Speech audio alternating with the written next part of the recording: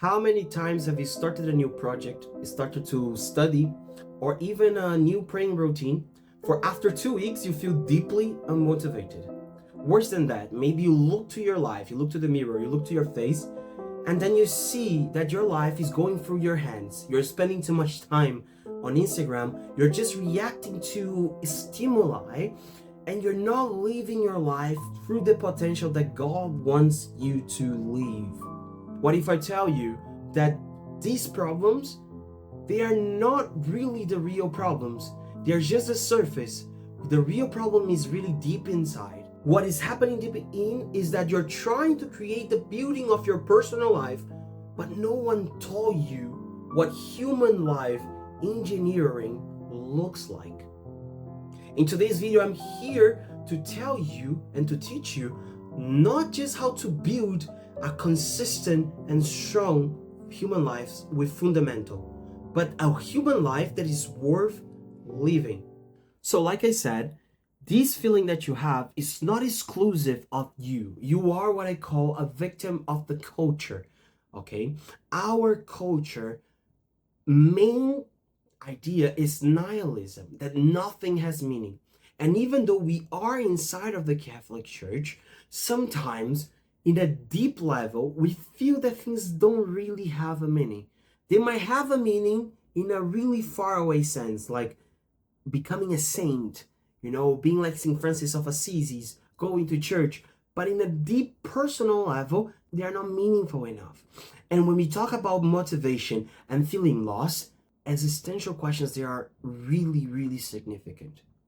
And our generation and the environment that we live has really specific traits that make it hard for us to find that. The first trait is that nowadays we live in times of abundance. In the last 2 generations, they were relatively poor, and the life meaning that they found was to change the economical situation of the family. And that's why we can see many parents telling to Gen Z, you just need to work. You just need to go and work. You just need to build a career. You just need to have a degree. Find something that you like and work. But what they forget is that that life meaning that they had is not a real deal nowadays. We're living times of abundance. And not just that. Our times has way too much options. Sometimes we have so many options that we don't know what to pick. Not talking about university, what you can possibly be in a professional way, but talking about if you go through lifestyles, through internet especially, you will see that the limit is the sky. We are bombarded with information. So feeling lost and not knowing what to do and changing lifestyle all the time comes from not having criterias or not knowing to which direction to point your life or how to deal with this information. And worse than that, the third point is that we live in a deep nihilistic society and we don't believe really that life has meaning. This influences us to a certain extent. We don't believe that life can possibly have meaning. This becomes really difficult to create motivation. But in order to cure that, we need to do some exercises. Viktor Frankl, a psychologist, that he created a type of therapy that is just about seeking your life meaning, said, seeking your life meaning is already a life meaning. So if you're trying to seek your life meaning, if you're trying to answer the broader questions like, does my life has meaning? What is my life meaning? What is my vocation? And so on. This is already a life meaning in itself. But in my opinion, it's not enough. This is not enough. We need more. We need some practical stuff in order to go against of what the culture is pushing us to do. And then comes an exercise of my favorite philosopher, Olavo de Carvalho. He came from my country, from Brazil, and he gave an exercise to his students. And this exercise is really, really nice because it gives us a direction. So what he said, basically the fundamental of this exercise is, when we are in life, it's really hard to judge whether we are doing right or wrong. And what we need an external judgment. But sometimes we don't have the person that we can ask for counseling and so on. So what he created an artificial way. I don't know if he created or took from a book, but he gave an artificial way for us to seek this life meaning. And how does it goes? You need to take a piece of paper, a pen, and then you need to write your life from a third person perspective, how it was. Imagine that you died, you're in your funeral, and this person is writing, who is Daniel?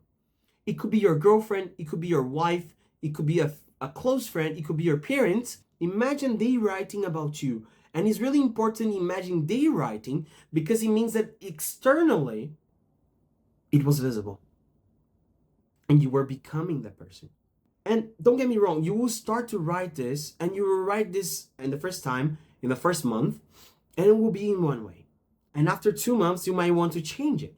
But guess what? Every single time that you change it, it will become from this to this to this and to this.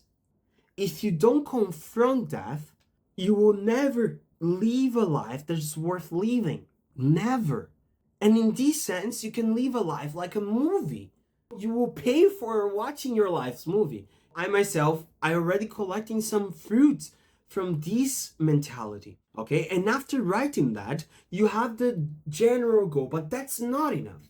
That's not enough. That's not enough. You need to invest to know yourself more, because you have so many options nowadays.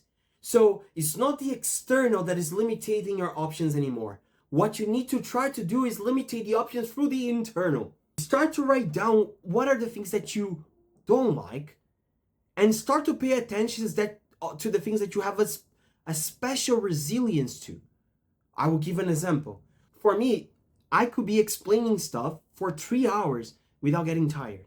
And sometimes I have a lot of patience with people, even though they don't understand the concept. I can be explaining the same concept again and again and again to the same person. And I don't feel tired. I feel that that's really interesting. Like making human beings understand stuff. I always saw myself as a translator. I like to translate complex concepts to simple. And in this way, teach people and give people hope. And that's the thing. Seek the thing that you are resilient, because sometimes it's really hard to seek the thing that we like. We like so many stuff. I like pizza, like it's pleasurable, but it's not that kind of thing. You need to seek the thing that you feel like earth is touching heaven. You feel like earth is touching heaven. You need to seek that kind of feeling. And I know that this sounds a little bit abstract, but the thing is, if you do not know yourself and you do not know what you're resilient to, you will never find what you call your vocation. The third thing, after doing this exercise and after starting to invest heavily in self-knowledge and trying to see who you are, the third, seeing what problem just you can solve. This is the question that Viktor Frankl would ask every single person that enters in his consultory. They start the session, right? And then he asks the person, do you know what just you can do in this life and no other person can do? And if the answer is no, okay, you're needing my therapy. If it's yes, you need to find another types of therapy. That's what you need. You need to answer this question. What is the thing that just you can do? And the answer is in the problems of the world. My friend, especially if you're a Catholic, the world is full of problems. And we need good Catholics. We need Catholics that are fulfilling their mission. They're fulfilling their vocation. Okay? So the first exercise, it helps you to find a direction. And the second one helps you to narrow down this direction by knowing yourself. And the third one is what glues everything together and makes you find your life meaning.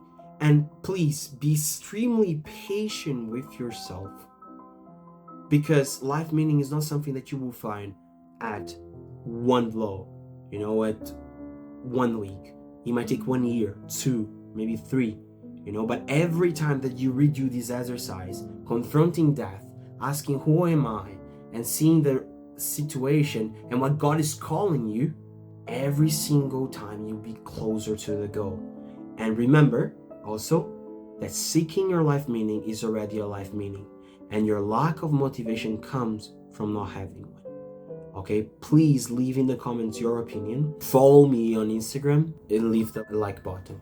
How many times you promise to yourself that you will watch porn for the last time and you relapse again and again and again? Pornography is not the problem. Pornography is a symptom. In today's video, we will talk about that and to help you to stop looking to the surface, but instead addressing the real problem.